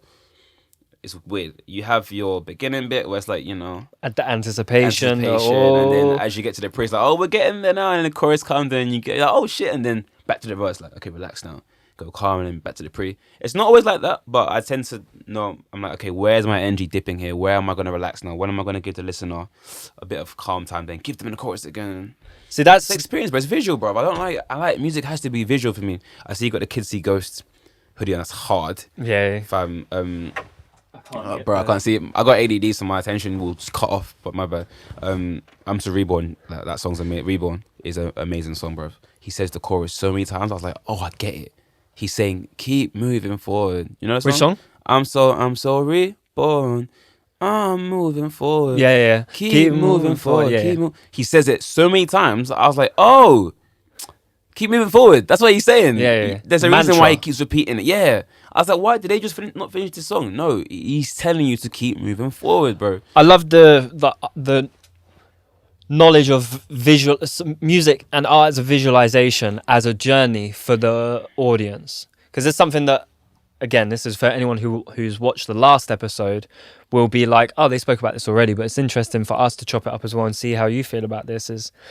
It's a journey, and you're on it, or you're taking the audience on that journey. And I don't know about you, but it seems like you do. You have one eye on the audience while you're creating. You're like, okay, I need to take them here now, and then I need to make them feel this, and I need to show them this, and it's constantly having one eye on it. And I think that's the mark of like a master artist, is being able to consider them, to be able to consider the journey and consider how it's going to be interpreted. Yeah, it's important, I think, because obviously I'm a fan of music first, and as a listener, there's certain things that I want to hear in songs. Sometimes I hear songs, I'm like, why did you do that to me for? Why did you just give me a pre and then give me a chorus? You're teasing, and the verse wasn't even that good. Like, sometimes I think as a listener first, yes, I'm an artist, but I also think, okay, cool, you like this bit, but what can the listener, what can they get from this bit? Like, what can you change that will, what can you add here for the listener? And it's good, man, because it's an experience. I want to share my story, but I also want to give you an experience, bro.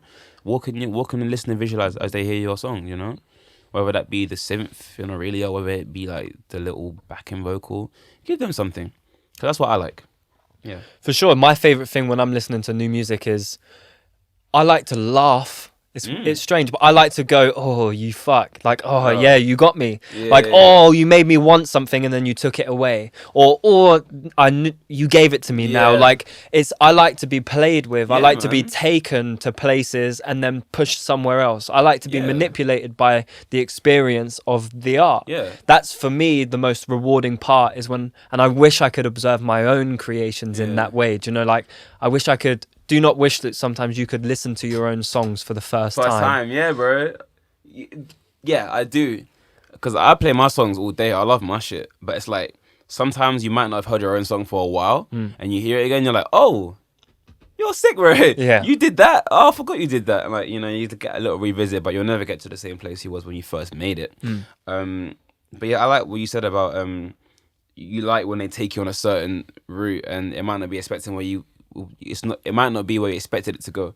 But also I like when artists give me the real, and they just tell me how they feel exactly. There's a song by a guy called Baby Keem, and there's a bit in the chorus where he says he goes, "Don't talk fake deep, I don't like it. Don't talk fake deep to me, I don't like." But it's like he's moaning about someone who's talking, but like the way he said it, it's like he's like a baby. He's literally just saying, "Stop chatting shit to me." But the way he records it, the way the vocal is like he's literally just moaning about it, and I like that because he's just giving me. I don't care. He said the same thing twice or 3 times or 4 times. That's how he feels or how she feels, and sometimes that's what I need. It doesn't always have to be so perfect, you know. Like, yeah, man. So what do you listen to, like, that really gets you excited? Like, what songs for you make you be like, that's how you do it? Or like, yeah, you've really fucked with me there. I'm checking my phone right now. Lana Del Rey's Born to Die. Okay. That song, you know that song? Yeah, of course. Bro, as depressing as it is, production-wise... I wouldn't say I've listened to it and really appreciated it. I've heard it as it's played on the radio, and I've been a part of it, like hearing it. What you see, the question was what song is like I don't know. Oh, Tame Impala have a lot of moments like that in their music. Oh, mate, my god. Tame Impala. Currents, yeah, because I didn't know who they were. Let It Happen is because even the ending, bro, it's like where it loops. Yeah, but it gets fucking yeah. And then it starts to warp. For me, that's the best sounding song ever. It's the best sonic experience I've ever had. The sonic experience it gives you it's like you are on drugs when you hear that song. Yeah. You don't even know you are. You are. They've given you the pill through their song. That is amazing. Fucking I have it on vinyl. They have a vinyl player, but I know I will one day. Currents, Let It Happen. The ending where it just goes dun, dun, dun, dun, dun, dun, and you're like, wait, is my I thing... thought my thing was fucking up. And dun, dun, dun, dun, dun, dun, dun. I was like, and then slowly everything starts changing. And then it's bro, yeah. Tame Impala do that for me. Kanye does it a lot on Yeezus, even though I love Dark Fantasy more. Who takes the piss with it? Travis Scott's switch ups piss me off. Sometimes they're very abrupt and I don't expect it, but it is his art. I think it's Tame Impala, man. When it comes to Sonics, like you don't know they were gonna take you there. You didn't know it was gonna go there. You didn't even know, like even eventually. So but it starts down. Yeah. So I missed that show, fam. Ugh. I listened to that song. I listened to that album for maybe a year, and I skipped eventually every time. So I was like, what's this hard rock? I don't think I started listening to it at a point where I was really sitting down and just experiencing the music and playing from top to bottom. So I skipped that song every time it came on. Songs you skip, yeah. And then one time I didn't skip it, and I was like, this is probably the best song on the album. Because after that, it drops into the most beautiful sound. Yeah. When I actually went I did the thing for King's Cross, the new design festival thing. I had to choose my 5 favorite covers, and I chose Tame Impala, Yeezus. Album covers? Yeah, album covers. Okay. Top 5. I chose Tame Impala. I chose Yeezus. Current Tame Impala, Yeezus, because no one had ever seen a CD. I don't think it's got a red stick on it, bro. What is that? Exactly. What is that? I don't know what it is. You haven't seen it before. I'm buying it. Gorillaz, Plastic Beach, because that changed my life, that album. I threw in MJ just because MJ, not because the cover's that sick. And Outkast, Speak About Us No Love Below. Okay. You have that album? You have that separate? Of course. I never played Big Boys. I only played Speaker Box. No Love Below. I was a kid then with CD player. I was like, I'm not playing the rap stuff. I want to hear the melodies on Hey Ya and Roses. But yeah, man. Yeah, bro. Music is like, I love it so much. I can't not make it. It's, bro. I'm just excited and scared to see where I go next. Well, where are you going at the moment with the stuff that you've made and haven't put out? It's so movie-ish now. We just got to sync. I can say it now. I got to sync there's a show on Netflix called On My Block. There's a new season coming out, and I got episode 2. They synced Glow. Now, when I told you I put in sirens You heard Glow? Yeah. On the last chorus, I put in sirens in the car going, because I can see in my mind they're chasing. I can see Need for Speed when I hear this song. I said, this song's going to be in the movie or program. I know it will be. What happened? You want to use your song for episode 2. Bro, when that comes out, bro, oh my God, I want to make thematic music because I can make my stories very dramatic. I came from acting. So I'm going to start doing, I might start soundtrack and stuff as well, by the way. I love Hans Zimmer. Yeah. From a young kid, I always loved Hans Zimmer and soundtrack. So I'm going to start making very dramatic music. Oh, and now I can do what I want. That's crazy. You're free. You're a free man. No one can tell me anything. Playlists don't matter, but they slightly do. Depends what you're looking at in it. But yeah, next stage for me, project for sure. It's gonna be so thematic. I might even do an exhibit, like a little a live performance thing with the project, because now I've got my creative control with my boy, and we know exactly how to. But you said you didn't like live performance. I don't, but not in a way that I was doing it. Okay. Let me do what I want to do and how I want to do it. I want to do a small 50-person show in a small place with low lights and a few artwork on the wall. And I'll do maybe 3 songs in the way I want to do it. I don't care about live bands. I don't care. I'll put on an MP3, bro. I'll put on these sounds. I want to do it how I want to do it. But you get told a lot, let's not do a show now, because when you do a headline show, people might not come to that because you did this show then, and you might lose ticket sales, and it might take away from this, and you won't get that playlist if you do this. Like, can I just make music, please, and release it? Because remember when I first came out, I had pinned on my Twitter, all I want to do is make music and hide. I had that on my thing for years because that's what I was doing. I wanted to just release music and express myself, but fortunately, yes, the business got involved, financial stuff got involved. But to this day, I still want to just put out music and hide, bro. I realized that I don't actually want to be in I might sound contradictory, but like I don't think I'm made for the spotlight. But I want to. You will know my name, like Rick Rubin shit. Like you will know Tom Tripp and what he does and what he's written and stuff. But I'm not gonna be the guy like, oh, look at me, like here's my new thing. Like no, I just wanna. I don't know if I can exist though. I don't know if that's possible to still do these, because now everything's so social media influenced. Now you have to be doing something mental. I think you just have to be making good music. That's where it all starts for me. So not. That's like, what I was doing. Like you have been. Yeah. Yeah, well, to you maybe not, but it's got you to certain places and it's got you in front of certain people. And people appreciate you and people want more from you. Yeah, man. So it's super exciting. And even if that's 100 people, to any musicians out there, if you've got you get 50 plays, bruv. We appreciate them people that message you and say, bro, I heard your song on so and so. Like, I don't ignore anybody on DMs. I won't. Until one day I can't do that, I will respond to everyone. I invited a guy down to my studio yesterday. A guy messaged me last week. I was going out in Soho and someone just said, hey bro, I came to your first headline show in Hoxton. It was great. Like I wanted to know if I can just come and sit on the session and just see how you write. I was like, bro, come next week, man. That's dangerous to do, I know, but he looked harmless. So he came down yesterday. Bro, I said, here's my studio. Here's what I do, bro. Like, we just spoke about artists and music and the industry for like 3 hours.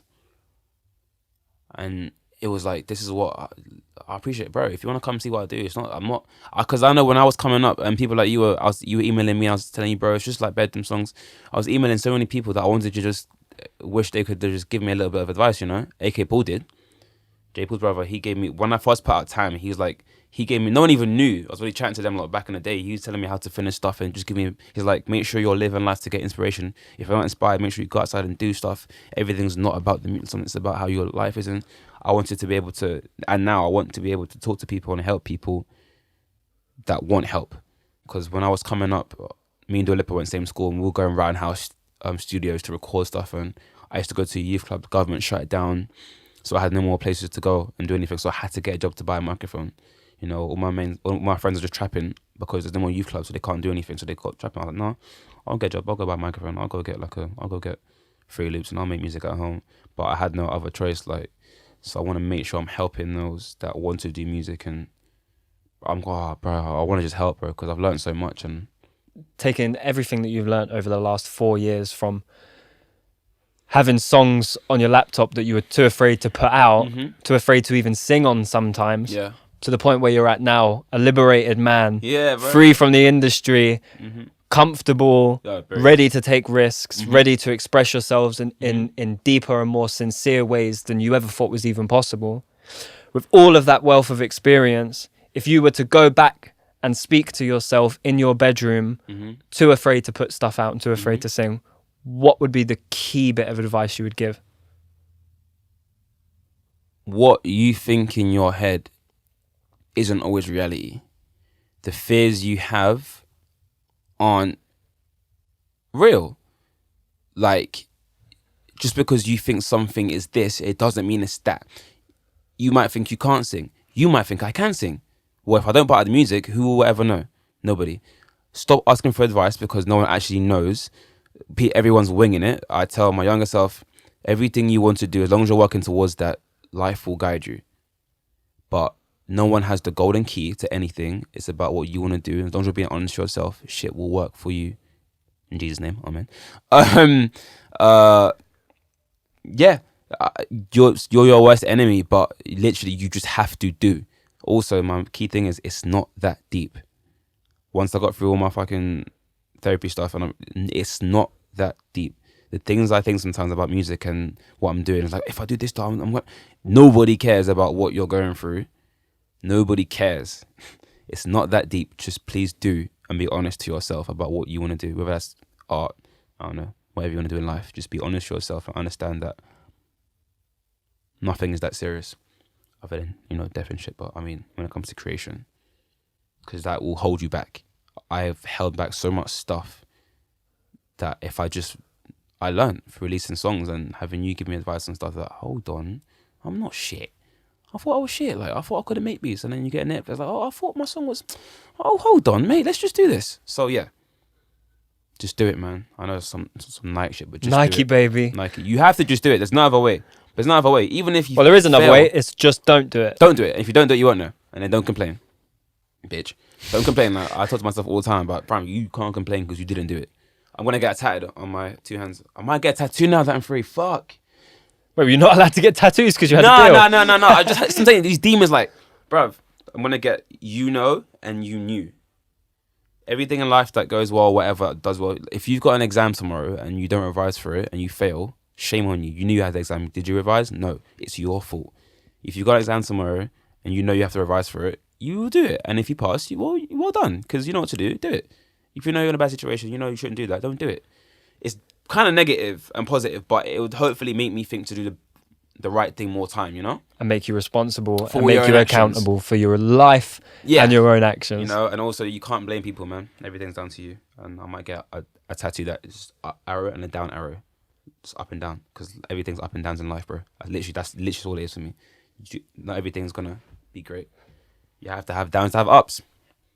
I've got so much shit to tell myself, bro. As you can tell, I've just talked to myself all day. Well, it's been amazing having you here for the couple of hours that you've been here, man. And hopefully it's not the last time that we can sit and chat. This is lit, man. Thank you for having me. Thank you for coming through. Thank you for believing in yourself as well and keeping going on a journey when even at times it felt like it might not have been worth it, or it might not have been sustainable. Thank you for getting through all of the things that you needed to get through, making all the sacrifices that you did, and taking responsibility and accountability for yourself, so that you can come sit on the other side of this and speak to whoever needs to hear it. To hear it, man. Thank you for having me, for letting me speak. I speak quite fast, but I hope you guys hear what I'm saying, and thank you, Kane, for bringing me on this. I used to bang this podcast out when it first came out. First, I was listening heavy, so I'm happy to be on here, and I'm happy people can hear what I have to say, and thank you for giving me a voice. Best of luck to you, brother. Bro, thank you. Appreciate it. Lit. Amazing, man. Lit, man. That was great.